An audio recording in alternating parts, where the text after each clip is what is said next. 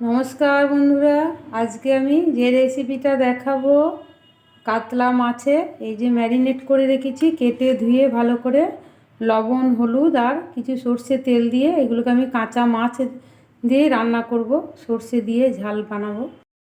মাছটা আমি সর্ষে তেল দিয়ে রান্না করব। প্রথমে আমি কালো জিরে দিলাম শুকনো কড়াইয়ে,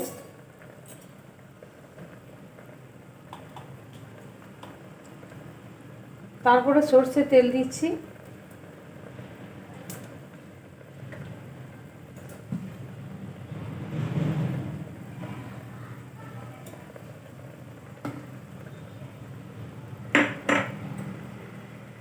প্রয়োজন মতো জল,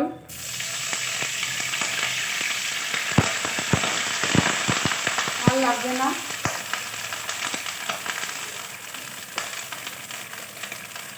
পেঁয়াজ বাটা, লঙ্কা বাটা আর আদা বাটা, কাঁচা লঙ্কা বাটা দিয়েছি, সর্ষে বাটা, কালো সর্ষে বাটা ভালোভাবে বেটে নিয়েছি শিলে, দুটো শুকনো লঙ্কা,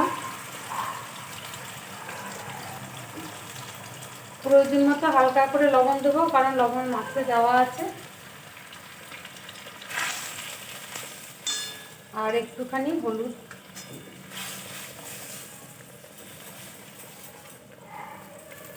ফুটে আসুক। সর্ষের আমার যে ছাদনাতে দিয়েছিলাম এটা ফুটে গেছে, আমি এরপর মাছটা দিয়ে দেবো। কাঁচা মাছ লবণ হলুদ মাখিয়ে রেখেছিলাম। এইভাবে রান্না করলে ভালো লাগে, টেস্ট লাগে, কারণ টাটকা মাছটা বেশি ভালো হয়।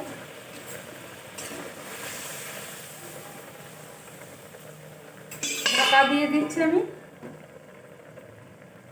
ফুল গ্যাস দিতে হবে এই রান্নাটা করতে গেলে, গ্যাস কমিয়ে দিলে হবে না। দেখুন বন্ধুরা, আমার কত কম সময়ের মধ্যে এই কাঁচা মাছ দিয়ে রান্নাটা হয়ে গেল, খুব কম সময়ের মধ্যে, অথচ খেতেও খুব সুন্দর লাগবে বা টেস্টি লাগবে।